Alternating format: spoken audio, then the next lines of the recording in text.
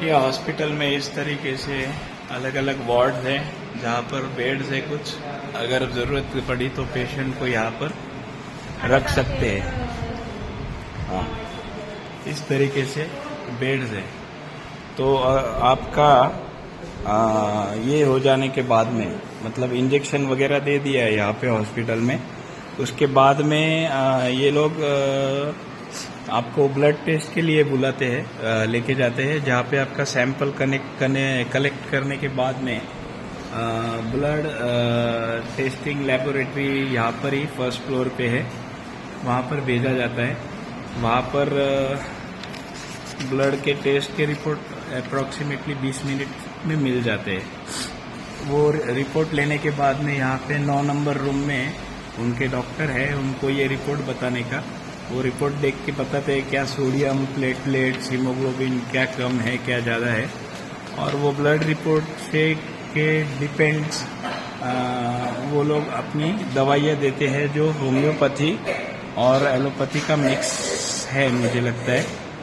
तो अभी ये तो दिखेगा नहीं, इस तरीके से प्रिस्क्रिप्शन आता है और ये दवाई है। तो ये 10 दिन की दवाई देते हैं। तो ये 10 दिन की दवाई अप्रॉक्सीमेटली 4000 के करीब ऑन एन एवरेज होती है।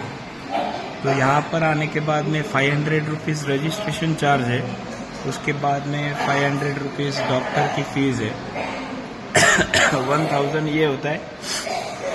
उसके बाद में ब्लड टेस्टिंग जो है वो एवरेज 1000 रुपये के आसपास ब्लड टेस्ट का जाता है, और लगभग मान लीजिए 3500-4 हज़ार रुपये की 10 दिन की दवाई।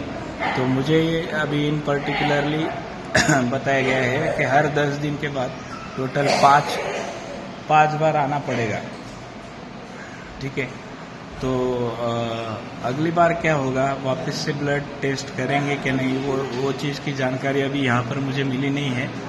बट हो सकता है अगली बार ब्लड टेस्ट ना करें, सिर्फ डॉक्टर को विज़िट करने के बाद में इंजेक्शन। हाँ, यहाँ पर आने के बाद में डॉक्टर इंस्पेक्ट करते हैं, इंस्पेक्शन रूम है, वहाँ पे एक साथ में 8 से 10 पेशेंट अंदर लेके जाते हैं, और डॉक्टर बारी बारी यहाँ पर जो डॉक्टर है जो विज़िट करते हैं पेशेंट को विज़िट 2 बेसिस पे करते हैं। उनके पहले उनका कोई असिस्टेंट आता है जो अपने पास जो रिपोर्ट्स है, हमने जो पहले अपने अस्पताल में जो मतलब ब्लड के वगैरह रिपोर्ट्स 2D एको रहेगा, मेन MRI। तो डॉक्टर के यहाँ के जो डॉक्टर है उनके असिस्टेंट उनके केस पेपर पे उनके जो नोट्स है वो लिख देते हैं।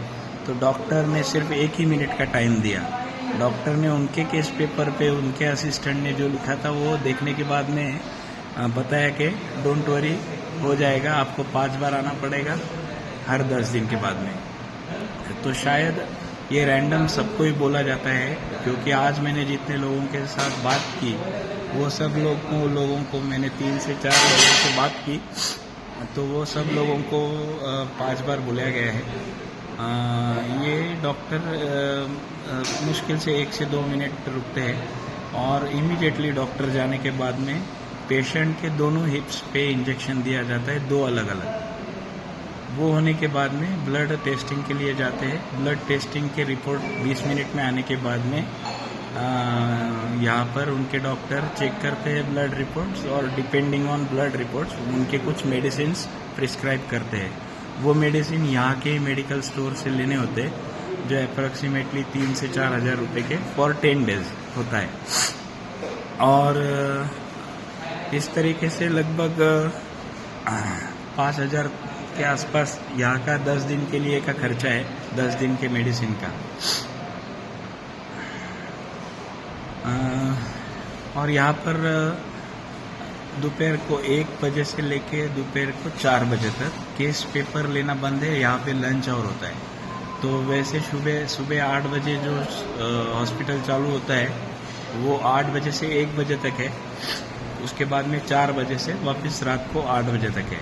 ठीक है, हॉस्पिटल के बाहर ही एक वेज रेस्टोरेंट है जहाँ पर थाली मिलता है 100 रुपये में, अप्रॉक्सीमेटली लिमिटेड थाली है। तो पेशेंट के साथ में जो लोग आए हैं उनको खाने की व्यवस्था हो सकती है, और पेशेंट के लिए भी यहाँ से खाना ले सकते हैं अगर पेशेंट खाना खाता हो या जो भी है। अदरवाइज मेरा सजेशन ये रहेगा कि पेशेंट का एटलीस्ट खाना जो है वो आप साथ में रखिए, क्योंकि इन माय केस मतलब माता जी पूरा जैन खाना खाती है, तो प्याज लहसुन बटाटा ये सब इनको चलता नहीं है। तो मेरे रिलेटिव के पास से हमने जहाँ पर सुबह स्टॉप किया था मैंने, वहाँ से माता जी की मम्मी के लिए खाना हमने ले लिया था, तो वो अभी खा रही है। बट ये सब है मतलब बाकी क्लोज विसिनिटी में थोड़ा जूस वगैरह, शुगर केन जूस वगैरह अवेलेबल है, मैंने बाहर देखा। और आजू बाजू में एक दो और लंच होम्स भी है जहाँ पर 70 रुपीज़ में भी थाली मिलता है। तो डिपेंड ऑन यू, आपको कहाँ पर खाना खाना है। तो इस तरीके से मेरा ये विज़िट लगभग अभी पूरा हो जाएगा, क्योंकि मेरी दवाई वगैरह लेके हो गई है। अभी मुझे 10 दिन के बाद वापस बुलाया है। अभी देखते हैं ये दवाई का असर कितना होता है, 7 से 8 दिन कम से कम मॉनिटर करेंगे। तो ये अभी मैं जहाँ पर बैठा हूँ, ये यहाँ पर वार्ड है।